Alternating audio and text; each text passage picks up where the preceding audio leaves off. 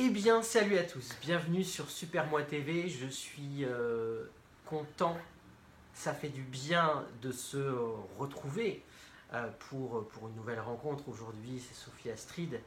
Elle m'a gentiment ouvert les portes de son bureau. Alors, évidemment, dans les conditions Covid, on fait attention, etc.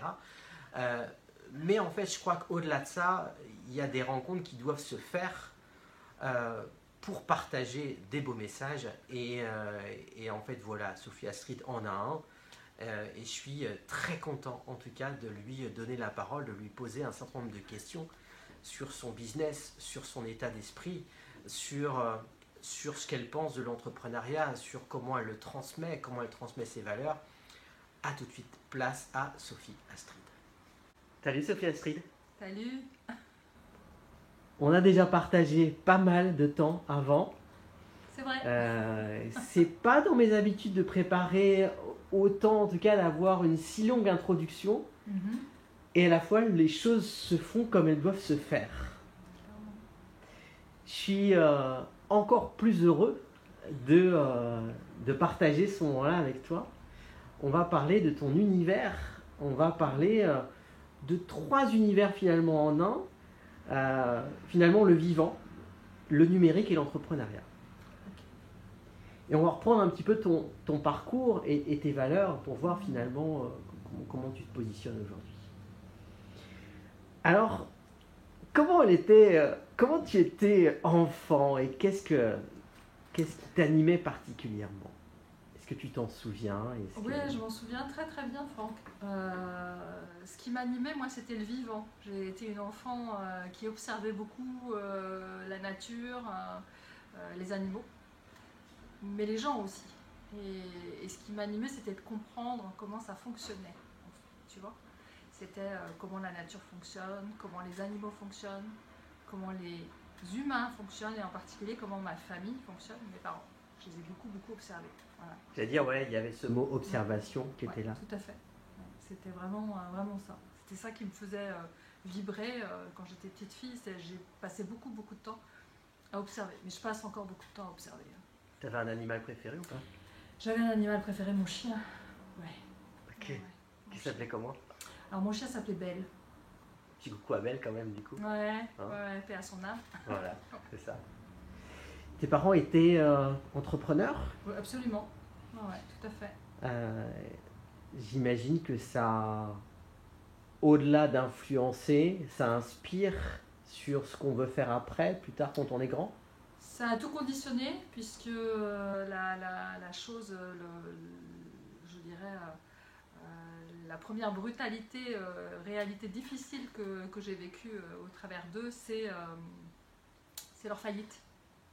Donc ça a conditionné tout le reste de ma carrière en fait. C'est vrai que ça a orienté ma carrière par la suite. Premièrement, j'ai été salariée, parce qu'il n'était pas question que je sois autre chose que salariée. Pour mes parents, ça aurait été extrêmement compliqué. Pour autant, on est tous entrepreneurs dans la famille aujourd'hui, même si mes parents ont disparu.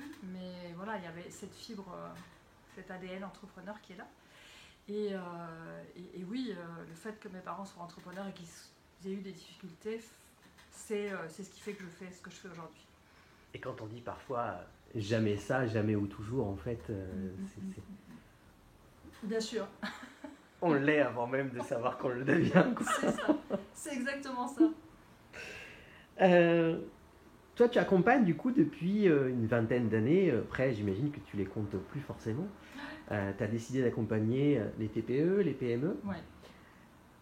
Est-ce que tu penses, alors parfois on ne sait pas pourquoi, comment complètement on fait les choses, mais est-ce que ça a été un vrai choix, à ton avis, d'avoir ce type de public plutôt que de faire peut-être d'accompagner des grosses boîtes, etc. Est-ce que ce type de public, est-ce que vraiment ça a été un choix pour toi? Oui, c'est un vrai choix. C'est un vrai choix, c'est un véritable ADN. J'ai travaillé salarié dans des grands groupes et j'ai quitté les grands groupes pour revenir en Bretagne et travailler vraiment par choix avec les TPE, PME, avec les créateurs d'entreprises aussi. C'est une question d'ADN. Je suis née dans la marmite, en fait. C'est vraiment ça, c'est ma marmite à moi. Et j'avais des choses à faire et j'ai des choses à faire pour finalement l'idée Très franchement, l'idée, c'est donner des billes à mes clients pour qu'ils puissent développer et pérenniser leur boîte. Ouais. Et c'est en lien complet avec mon histoire. Complet. Tu disais presque tout à l'heure, tu m'expliquais qu'il y avait cette notion de, pour les rendre heureux aussi, et pas qu'ils soient dépendants de leur entreprise, Absolument. mais que leur entreprise soit à leur service en fait, leur service de leur vie, quoi. Ah, complètement. C'est ça, c'est faire que l'entrepreneur soit aligné avec ses propres valeurs, avec son cœur de métier, avec ce qu'il passionne, pour trouver sa place, simplement. Et quand on trouve sa place... Si on parle de place, toi, à l'extérieur de ton travail, et même si ton travail prend beaucoup de place, on va dire ça. À ton avis, qu'est-ce qui te fait vibrer, te sentir vivante à l'extérieur du travail, même si finalement, quand on est tellement passionné par ce qu'on fait, la frontière entre le travail et autre, elle est moins visible, même si elle est présente. Qu'est-ce qui t'éclate, qu'est-ce que tu kiffes à l'extérieur qui fait que tu es bien dans ton travail? Alors, je kiffe à l'extérieur comme à l'intérieur du travail la relation, la rencontre. On en a parlé tout à l'heure, donc j'ai une vie sociale, mais pas si développée que ça à l'extérieur, très développée sur le côté professionnel, mais j'ai une vraie relation avec mes proches, en fait. Tu vois, ça me nourrit complètement. C'est quelque chose qui est extrêmement important pour moi, c'est ma famille, mes amis et mes animaux. Et mes animaux, la nature, marcher dans la nature, les pieds dans l'herbe. Le grand truc, c'est se lever le matin et aller mettre tout de suite les pieds dans l'herbe. La connexion au vivant, la connexion à l'univers, la connexion à la terre, la connexion à faire partie du tout. Ça, c'est quelque chose qui me motive complètement, qui m'éclate. Sentir cette connexion-là, quand tu respires avec tout le reste. Et cette unité. Ça me permet, moi, de me lever le matin d'une façon très différente et de profiter de mes moments de repos, de pause pour méditer, pour observer, pour me balader, pour aller promener mes chiens, pour faire une balade en famille.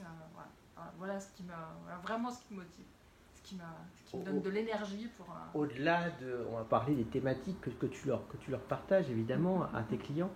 Mais c'est aussi ce que tu leur partages, aller chercher cette unité-là. Oui, tout à fait. Ouais, tout à fait. C'est quoi ce qui marche pour eux, en fait, hein? Qu'est-ce qui fonctionne pour eux, pour qu'ils soient dans la meilleure énergie, vraiment dans leur alignement, et comment ils se ressourcent, qu'est-ce qui les anime en dehors du travail, parce qu'on peut tous avoir des choses qu'on a envie de faire. Par exemple, moi, j'aime cuisiner. Je suis une fan d'Ayurveda. J'ai vraiment... capter cette cuisine médecine et je passe du temps à cuisiner aussi, donc tu vois, ça c'est important. Et c'est aussi une philosophie de vie. Et après, j'ai une autre passion qui fait que j'ai développé des compétences de coach. Hein. Je suis coach aussi et maître praticien PNL, mais donc dans mon temps libre, le développement personnel a pris beaucoup de place aussi, bien sûr. Ça, c'est une évidence. Dans ta manière d'accompagner, tu parles du coup de coaching. Ça se passe comment un accompagnement avec toi? Alors ça se passe, c'est d'abord une rencontre, il faut que ça matche. On a le droit de se choisir en fait. Hein. C'est-à-dire que mes clients vont me choisir, mais moi je vais choisir mes clients aussi. C'est pas quelque chose qui se fait. C'est d'abord une rencontre. Et ensuite, c'est un vrai plongeon dans l'univers de mon client. Un vrai plongeon dans son business model. Là, je vais parler pragmatique, parce que je ne peux pas travailler avec un client sans comprendre comment ça fonctionne, ni lui par rapport à ses valeurs, ni par rapport à ses produits, ni par rapport à son business model, les offres qu'il va faire, sa cible. Enfin, voilà, j'ai besoin vraiment de connaître son univers. Tu es en train de me poser des questions sur mon univers, mais moi je vais aller pénétrer son univers professionnel pour le comprendre et après pour pouvoir l'aider à se positionner comme étant une évidence pour ses clients, c'est-à-dire que qu'est-ce qui fait de lui une offre unique, un personnage unique, une entreprise unique, et c'est ça qu'on va travailler ensemble. Et après qu'on va effectivement délivrer sur la stratégie et la communication digitale. Quand on parle de business plan et d'être dans ce comment réveiller l'autre par rapport à ce qu'il est, C'est pas, est-ce qu'il n'y a pas quelque chose d'antinomique parce que tu vois ce que je veux dire? Je veux dire, j'aime beaucoup cette question. J'aime beaucoup cette question parce que pour moi, il n'y a rien d'antinomique, il y a des outils au service d'un individu. Un business model, c'est simplement s'assurer que le projet que je mets en place va être viable, va être, je dirais, utile et je dirais captable et utile à mon client, et on dit désirable et viable. Donc, tu vois, c'est ça. Donc une fois, c'est pour ne rien oublier et faire que ma passion que je vais décliner dans un business model puisse vivre. C'est-à-dire que, c'est presque un checking d'alignement, quoi. Absolument. Okay. Est-ce que j'ai tout ce qu'il faut, à la fois en termes de valeur, mais aussi en termes de partenaires, en termes d'argent, en termes d'offres, etc., pour que finalement, ce qui me passionne puisse voir le jour et que je puisse en faire mon métier, que je puisse en faire une véritable activité. Et me réaliser, quoi. Voilà, tout réaliser, mais aussi, et ça c'est extrêmement important d'en parler, on va parler d'argent pendant quelques minutes, c'est se dire que l'argent est une énergie de récompense et c'est naturel que cet argent arrive dans l'entreprise. J'ai besoin de savoir combien ça coûte, j'ai besoin de savoir combien ça rapporte et savoir si ma plus-value a cette valeur qui fait que ça va fonctionner et que je vais trouver ma clientèle en fait, les gens qui vont être intéressés par ce que je fais et par qui je suis. C'est vraiment comme ça que je le conçois. Tu parles beaucoup de valeur finalement. Oui, tout à fait. Oui.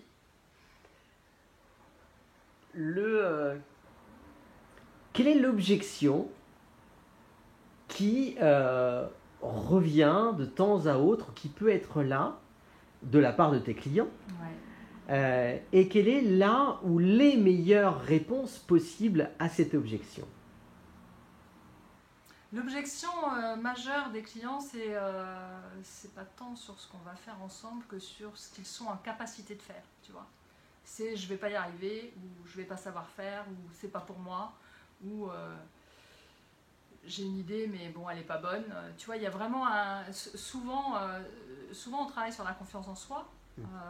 Ça c'est beaucoup pour les créateurs. C'est l'objection des créateurs. Je suis pas sûre, quoi. C'est de la peur en fait. La peur, qui est la peur de ne pas y arriver. Et de pas, finalement de ne pas viser assez haut dans son projet et de minimiser un projet alors qu'on a un talent formidable et qui ne demande qu'à s'exprimer. Donc c'est oser exprimer son talent. Voilà, ça c'est la première objection. La deuxième objection, c'est plus pour les TPE et les PME qui se développent, où là on a des phases vraiment je dirais des caps. Des caps pour un entrepreneur, c'est-à-dire qu'il était un artisan, puis tout d'un coup il était patron de TPE, il va devenir patron de PME. Et là, lui, il se pose des questions sur lui et sur sa nouvelle posture et sur est-ce que je vais être en capacité d'embrasser ce nouveau rôle. Et là, intervient bien sûr le coaching de dirigeants où on va passer ce cap, on va changer de posture. On va travailler effectivement à changer de rôle, parce qu'entre un dirigeant de TPE et un dirigeant de PME, il y a des différences. Il y a des différences de positionnement personnel, de posture, de choses à acquérir, de confiance en soi aussi, et de prise de parole en public, de plein de choses, tu vois, de choses... ça, c'est des objections, je sens bien, mais est-ce que je vais vraiment... Est-ce que je suis capable de... J'entends quand même souvent ça dans l'entreprise. Est-ce que je vais être capable de... Tu vois, est-ce que ça revient régulièrement. Dans ce que tu dis là, est-ce qu'on pourrait dire que la meilleure réponse possible, ou les meilleures réponses possibles, ça serait... je vais te montrer, je vais t'apporter des outils pour que tu aies confiance en toi et en moi parce que je vais t'amener ces outils. Oui, tout à fait, tout à fait. Après, donc le mot, la confiance, quoi, qui est là. Ouais. De toute façon, c'est un véritable partenariat. C'est-à-dire que quand tu travailles avec moi ou avec mon équipe, on se relève les manches ensemble. Et après, moi, je suis là pour poser des questions, pas toujours des questions faciles d'ailleurs. Quelquefois, je sors les gens de leur zone de confort. C'est même mon job de les sortir de leur zone de confort pour les faire progresser. Et en même temps, je te l'ai dit et je vais le répéter ici devant la caméra, c'est que je le fais pour moi. C'est-à-dire que je suis accompagnée aussi dans mon évolution d'entrepreneur et dans l'évolution de mon entreprise. Je ne fais pas ça toute seule. Parce que si je le vois bien pour les autres, pour moi, c'est pas toujours aussi simple. Pour ça, c'est jamais aussi simple. On le sait bien. D'où l'intérêt d'être accompagné.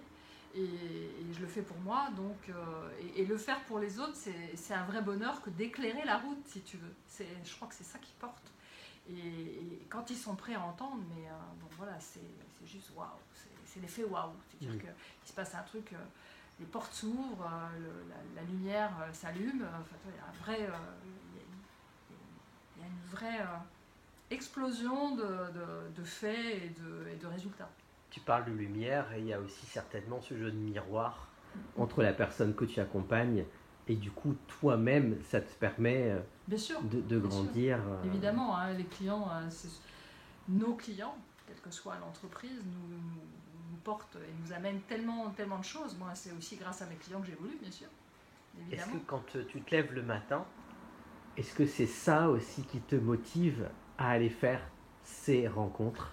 Ah bah c'est le bonheur de la rencontre, ça c'est une chose, mais ce qui me motive tout premièrement, c'est, et je vais le dire de façon simple, c'est de donner des billes à mes clients pour que vraiment ils puissent grandir eux, leur entreprise, c'est-à-dire que c'est vraiment développer, pérenniser, quoi, tu vois, et se réaliser en tant qu'entrepreneur, réussir.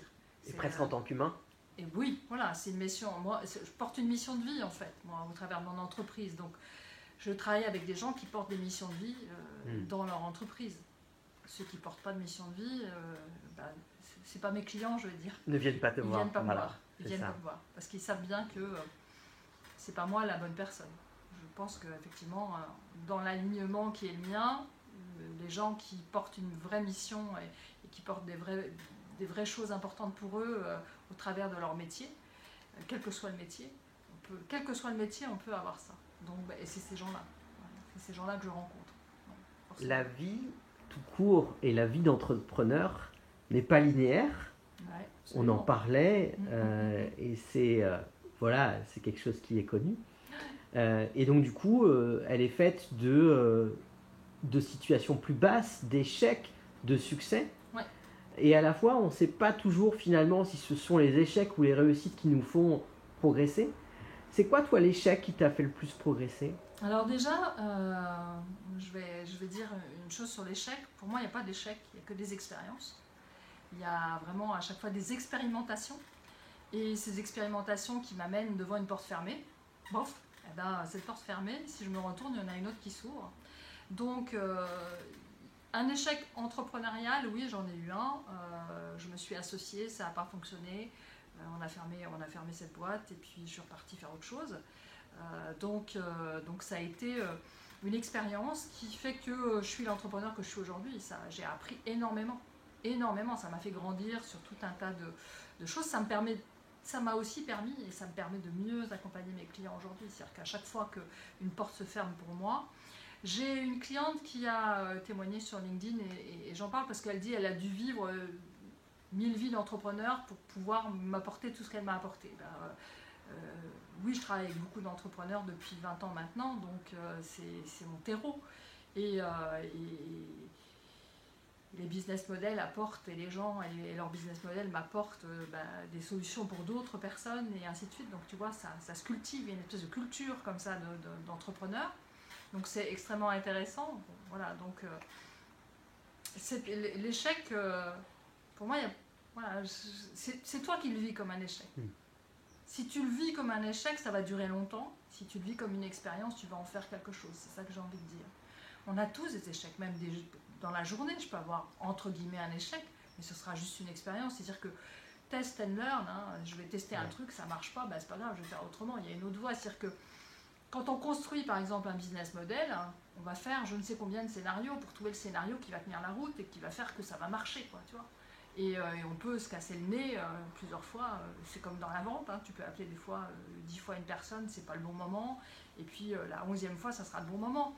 Donc on va dire on ne lâche rien. Il faut aller vers ses rêves, on ne lâche rien. Si je sais que que c'est ça que j'ai envie de faire et que ça me tient, ça me tire dans les tripes et que je me lève le matin pour ça, je ne vais pas abandonner. Toute l'énergie que j'y mets, je ne vais jamais abandonner en fait. Tu vois. Tu parlais d'expérimenter, d'expérience. Ouais. Et l'aventure entrepreneuriale, c'est une aventure avec un grand A. Et cette notion d'aventurier, finalement, elle est assez fascinante.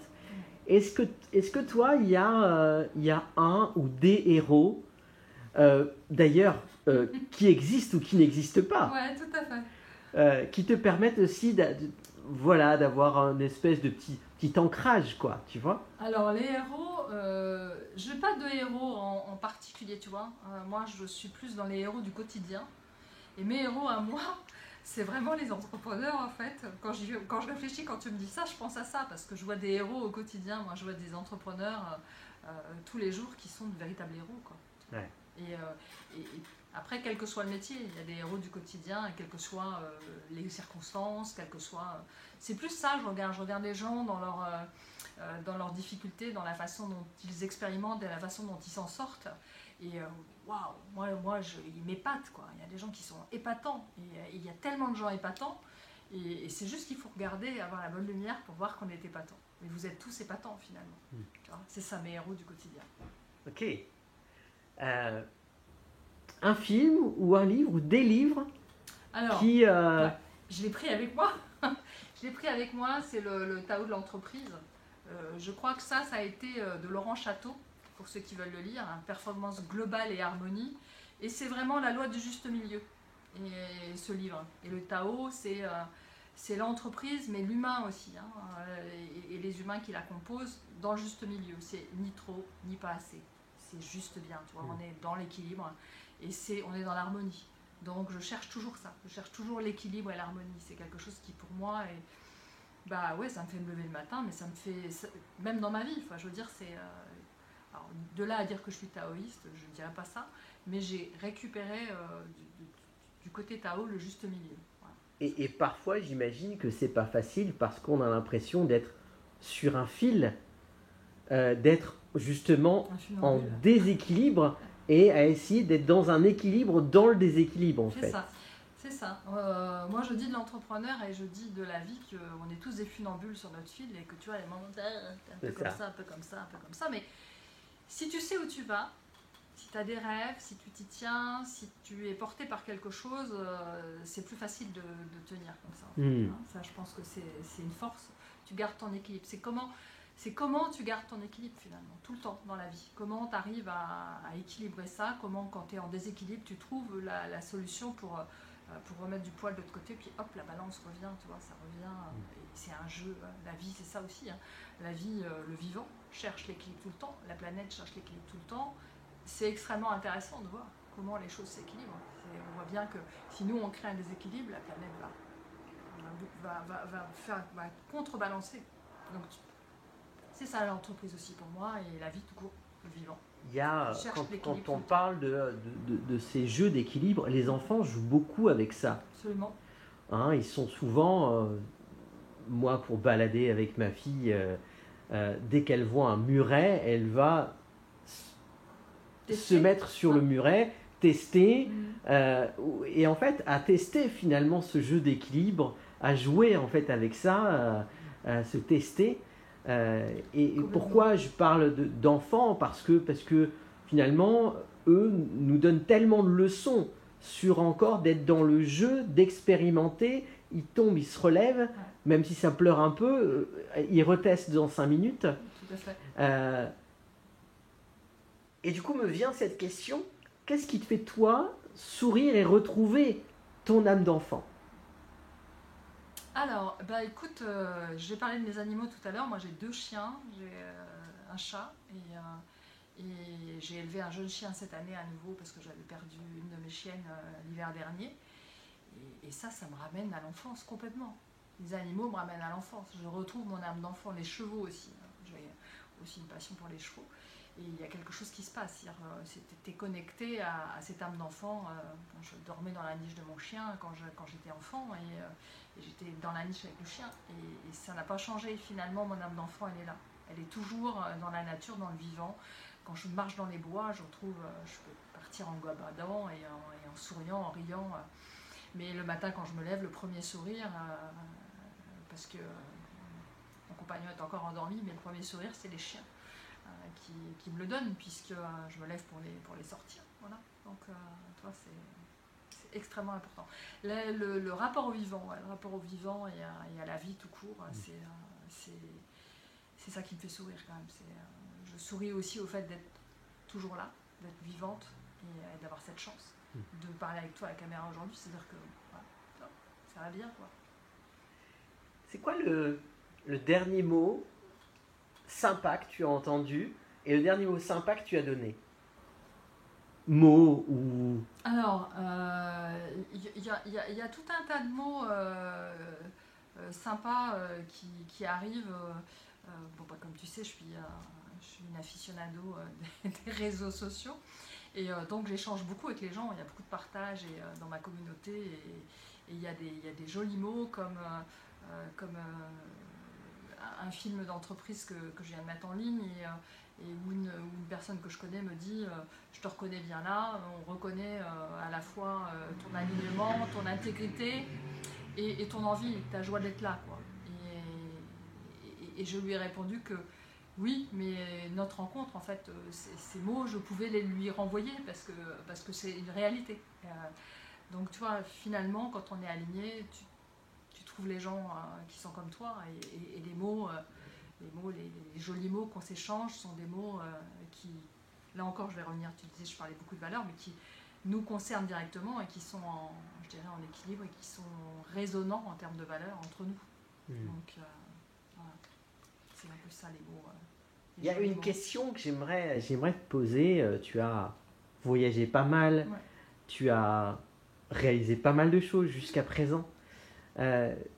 Si tu avais un rêve qui te resterait et tu dirais j'ai pas envie en fait de passer de l'autre côté de la vie avant de le réaliser celui-là, ça serait lequel? Ce serait lequel? Ça serait de reprendre le sac de voyage et d'aller passer là par contre des périodes plus longues parce que j'ai eu la chance quelquefois d'être partie quand même un mois, mais des fois un peu plus, mais d'aller passer 6 mois dans un autre endroit, je ne sais pas encore lequel, mais de partir 6 mois dans un pays étranger et revenir après, tu vois, ce serait vraiment ça, ouais. Et puis après je peux parler de mon rêve de vieillir à Montréal. C'est pas mal non plus. Voilà, c'est ça. Il y avait T'as le droit d'en avoir deux. J'ai le droit d'en avoir deux. Parce qu'on a discuté de ça avec une de mes amies montréalaises et c'est vrai que ça fait partie des choses qui peuvent me faire rêver, ouais. Moi, j'ai envie de te remercier énormément, infiniment pour le moment qu'on a partagé tous les deux, avant la caméra, devant la caméra, et au-delà de ce qu'on s'est dit, de ce qu'on s'est envoyé finalement en termes d'énergie. Donc, merci infiniment.